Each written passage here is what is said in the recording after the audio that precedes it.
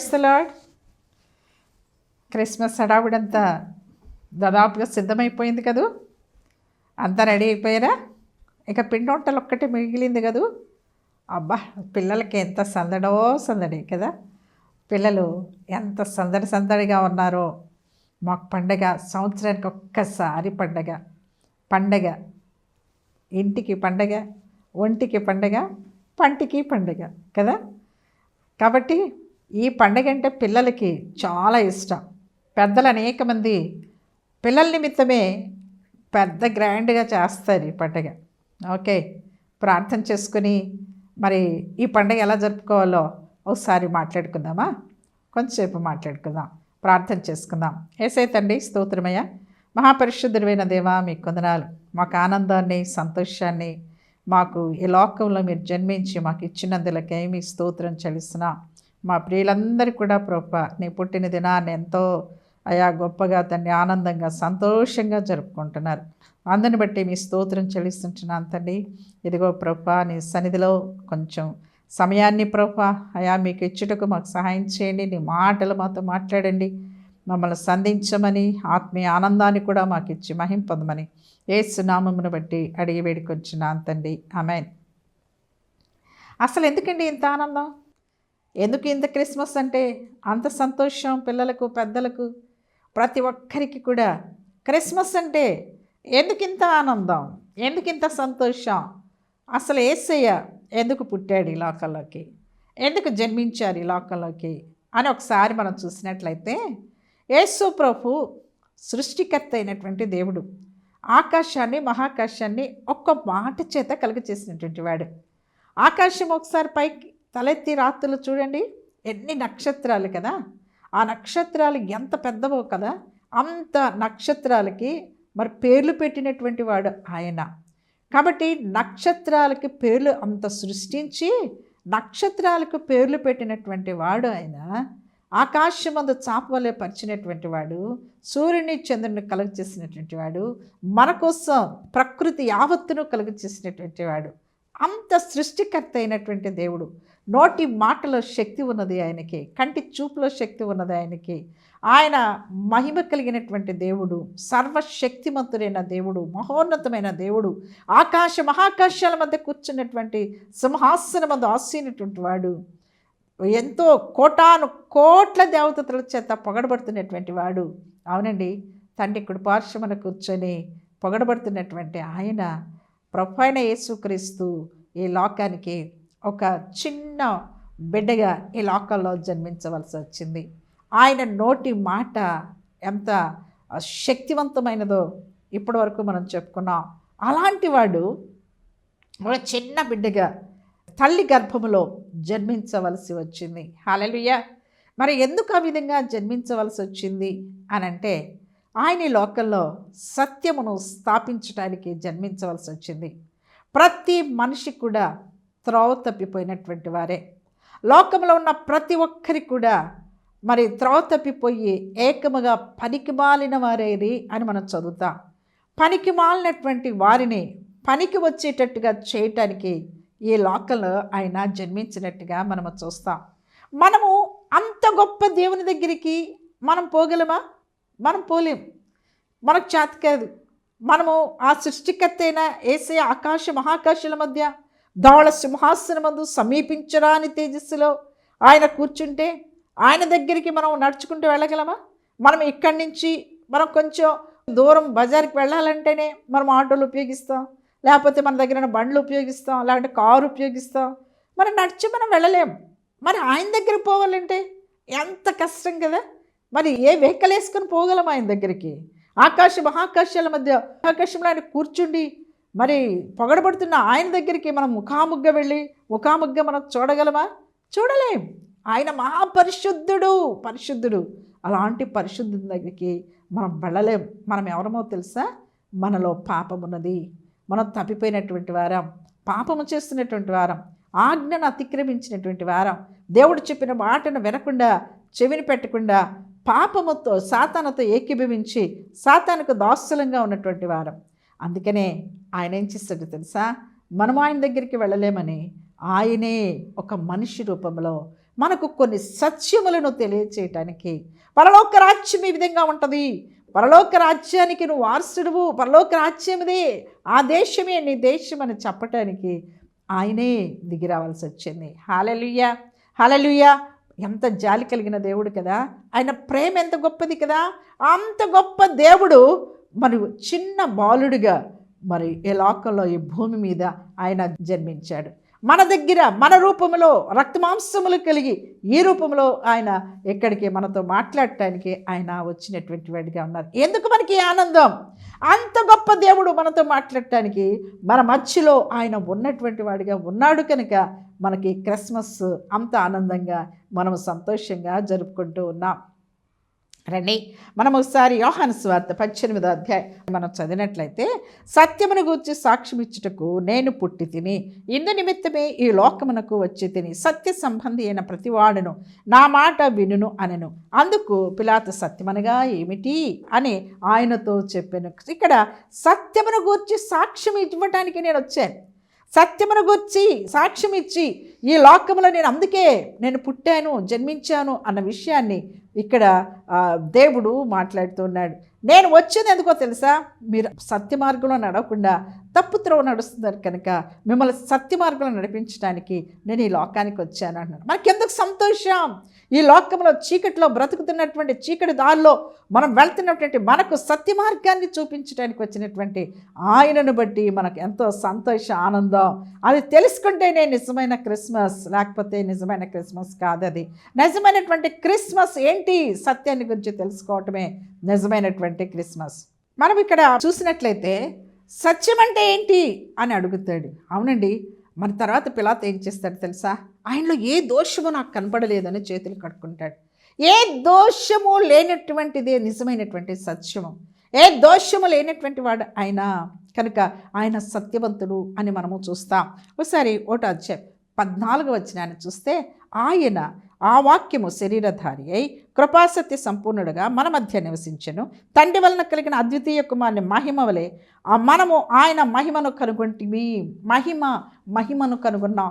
2వ కొరింథీయులు 4:4 మనం చూస్తాం. ఆ దేవుని యొక్క మహిమను చూడకుండా సాతానుడు ఏం చేశాడు తెలుసా? మన కనులకు గుడ్డితనం కలిగజేశాడు. ఆ మహిమను పోగొట్టుకున్నటువంటి ఆ మహిమను మనము కనుక్కోవటానికే, ఆ మహిమను మనకి ఇవ్వటానికే ఆయన ఈ లోకంలోకి జన్మించాడు. ఆ యొక్క వాక్యమైనటువంటి తన వాక్కు చేత సమస్తమును సృష్టించినటువంటి వాడు, ఆ వాక్యే ఒక శరీరధారిగా ఆయన ఈ లోకానికి వచ్చి ఏ మహిమనైతే మనం పోగొట్టుకున్నామో, గురుడితనంలో మనం ఉన్నామో, ఆ గురుడితనమును తొలగించడానికి దేవుడు ప్రభువైన యేసుక్రీస్తు ఈ లోకమునకు వచ్చినట్టుగా మనము చూస్తూ ఉన్నాం. హల్లెలూయా, హల్లెలూయా.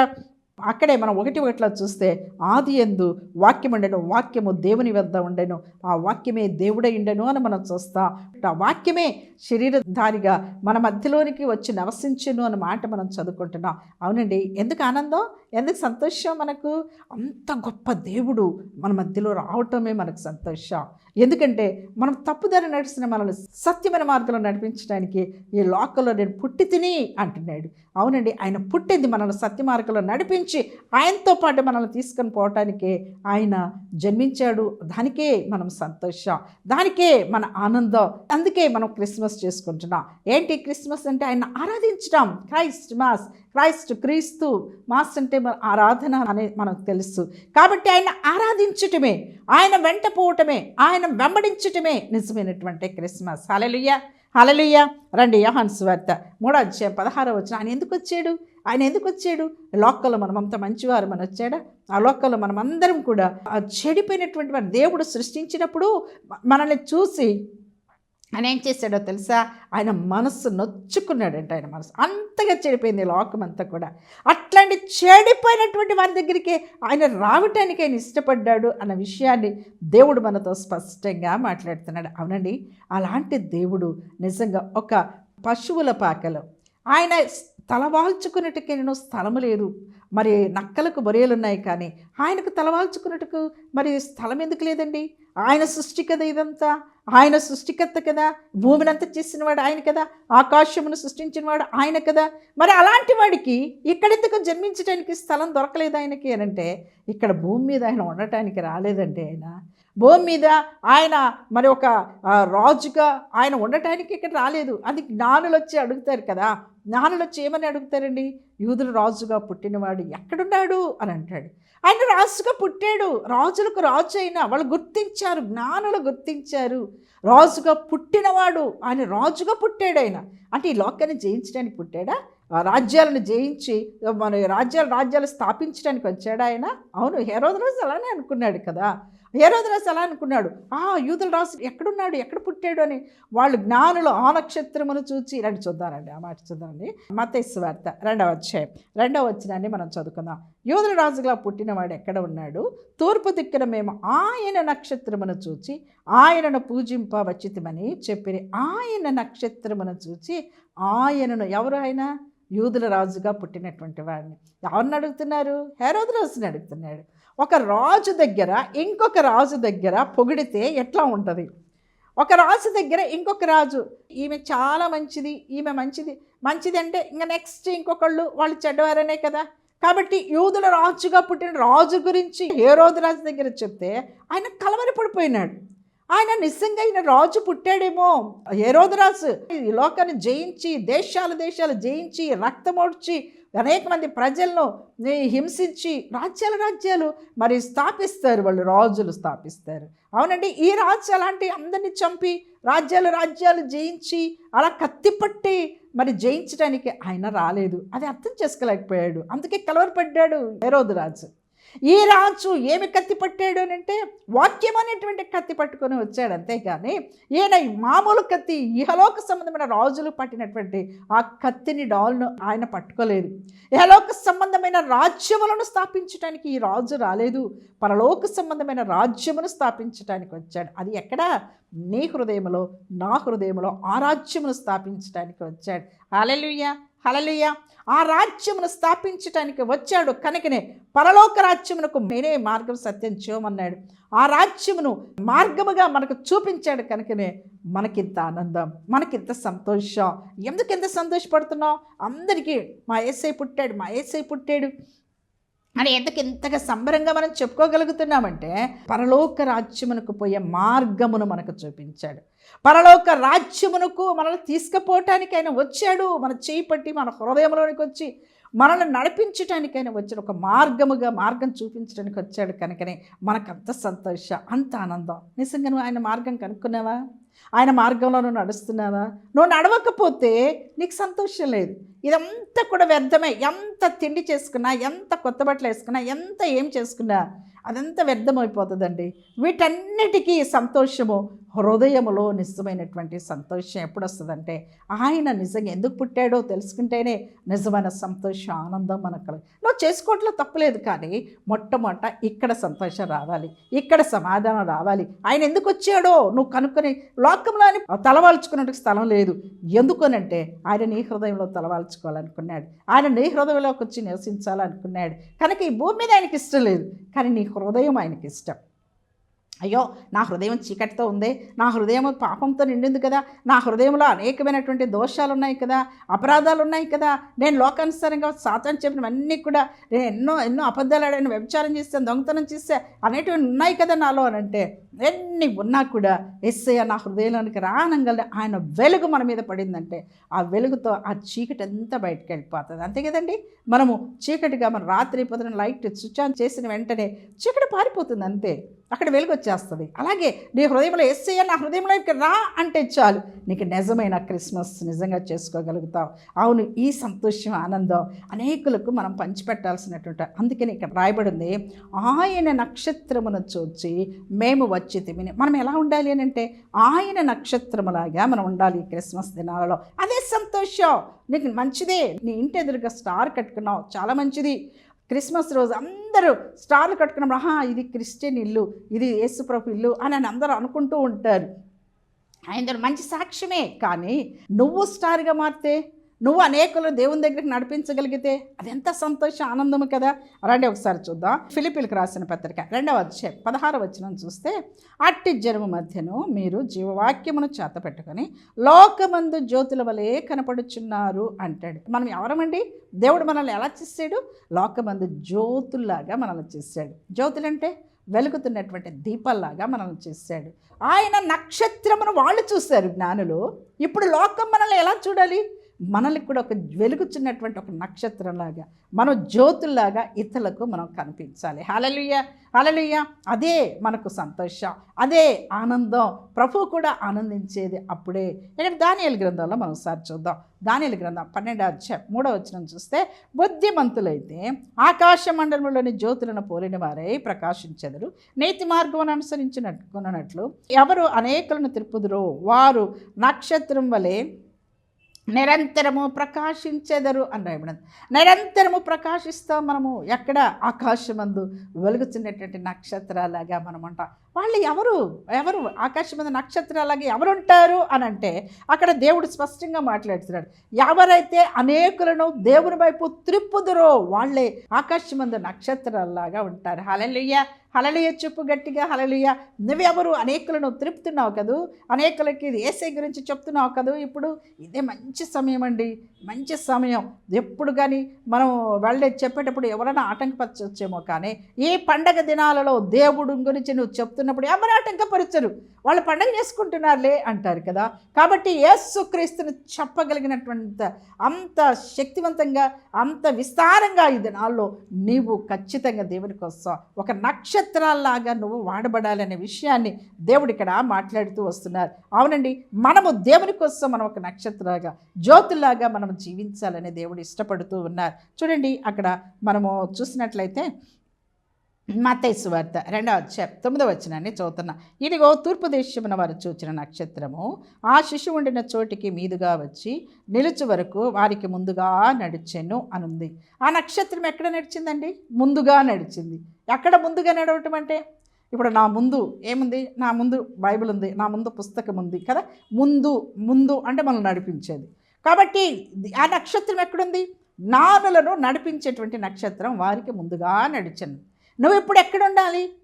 అన్యులను, దేవుని నమ్మనటువంటి బిడ్డలను నడిపించడానికి ముందుగా ఉండాలి. నీ యొక్క మాట కానీ, నీ యొక్క తీరు కానీ, నీ ప్రవర్తన కానీ అవన్నీ ఎట్లా ఉండాలి?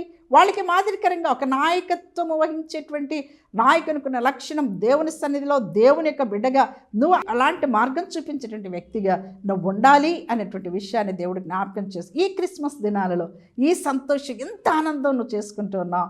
ఆయన నక్షత్రంలాగా నువ్వు వెలుగుతా, నీ ఇంటిలో ఆ నక్షత్రంలాగా నువ్వు ఉంటున్నావా? ఆయనను ఉంటున్నావా?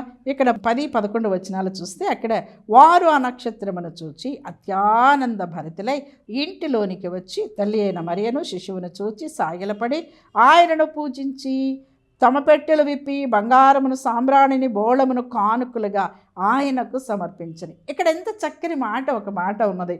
ఏమన్నా అంటే, ఆ నక్షత్రమును చూచి అత్యానంద భరితులై ఇంటిలోనికి వచ్చి అని.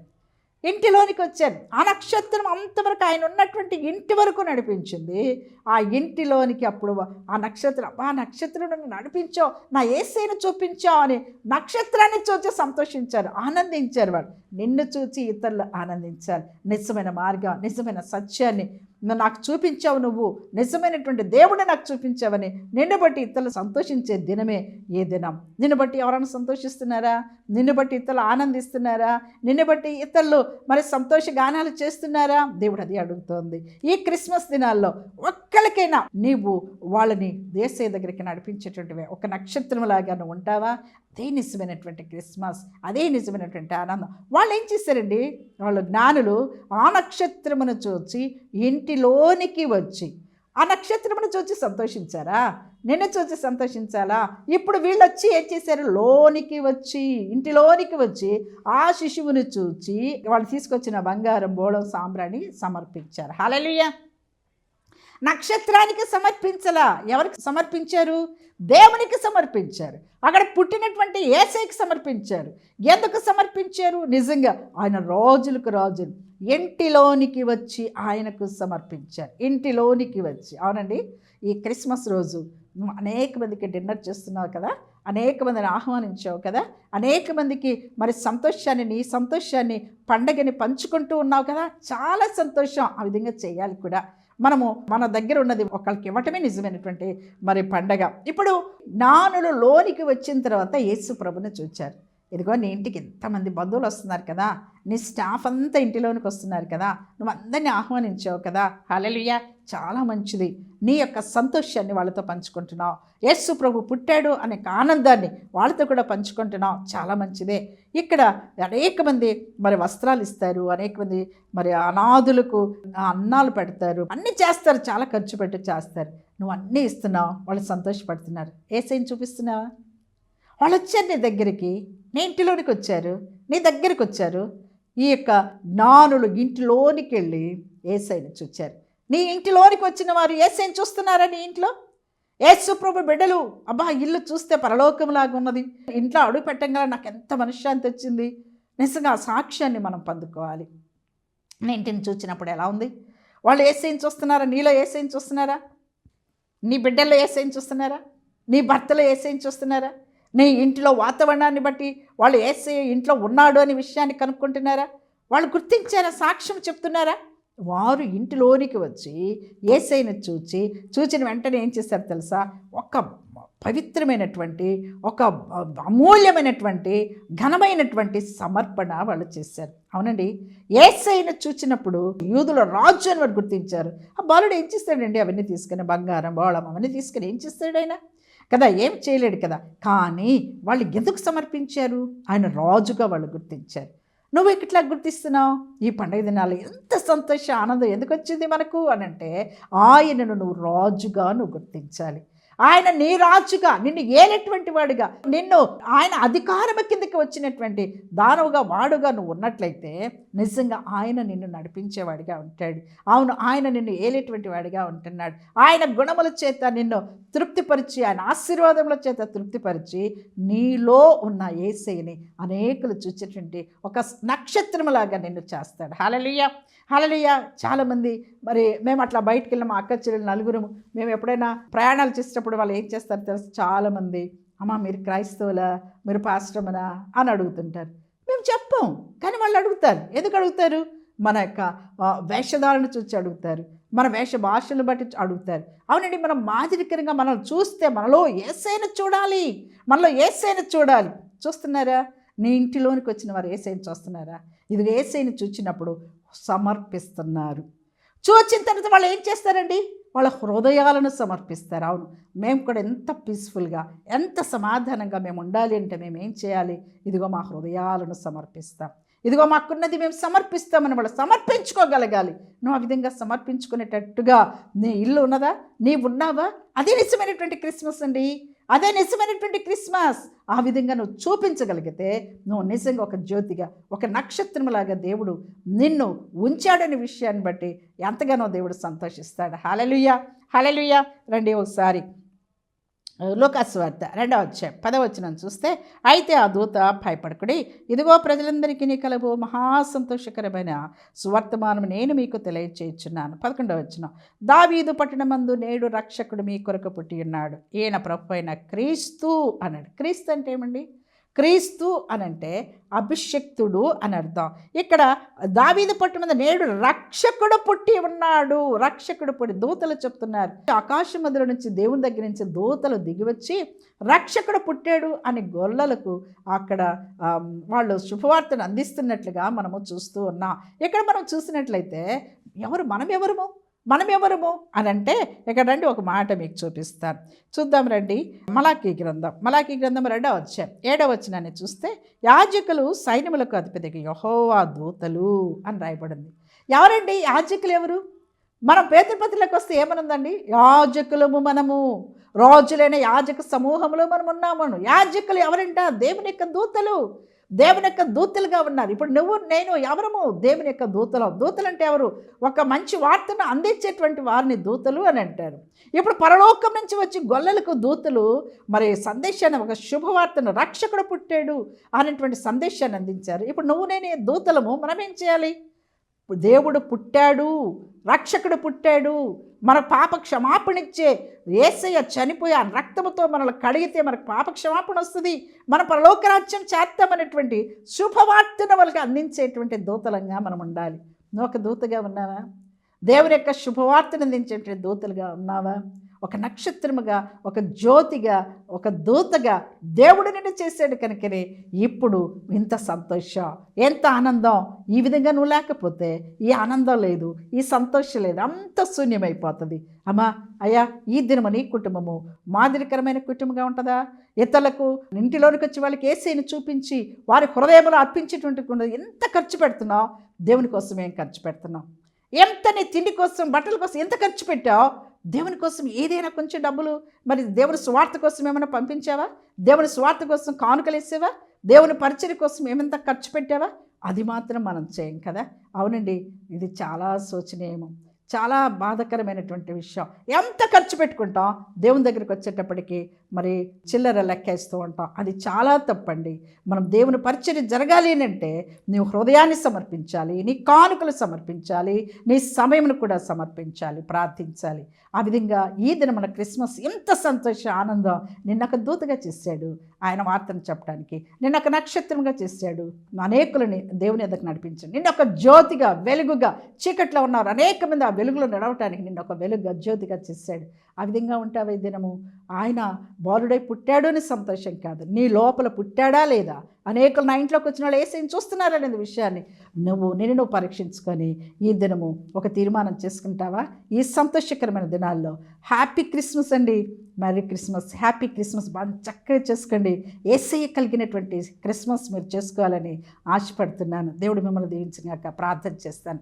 యేసయ్య తండ్రి స్తోత్రమయ్యా, మా పరిశుద్ధమైన దేవ, మమ్మల్ని రక్షించడానికి సత్య మార్గమును ప్రభు మాకు చూపించడానికి మీరు జన్మించినందులకై స్తోత్రం. మా హృదయములో మీరు జన్మించినందులకై స్తోత్రం. ఇచ్చిన మారు మనసును బట్టి వందనాలు ప్రభు. అనేకులకు ప్రభు ఎవరైతే మారు మనసు లేదో ప్రభు వారికి మారు మనసు ఇవ్వండి, వారి హృదయాల్లో జన్మించమని ప్రార్థిస్తున్నా. ఈ సంతోషకరమైన శుభ గడియల్లో ఒక్కొక్కరిని ఒక్కొక్క నక్షత్రంలాగా, జ్యోతుల్లాగా, దూతల్లాగా ప్రభు ఒక్కొక్కరిని మార్చి ప్రభు లోకమును మార్చేటువంటి ప్రభు దివ్య నక్షత్రాల వలె ప్రభు ఒక్కొక్కరు వెలగలుగుటకు సహాయం చేసి నడిపించమని, వారిని దీవించి ఆశీర్వదించమని యేసు పరిశుద్ధ నామములో ప్రార్థించి అడిగి వేడుకొంచున్నాను తండ్రి. Amen, amen. God bless you. Praise the lord.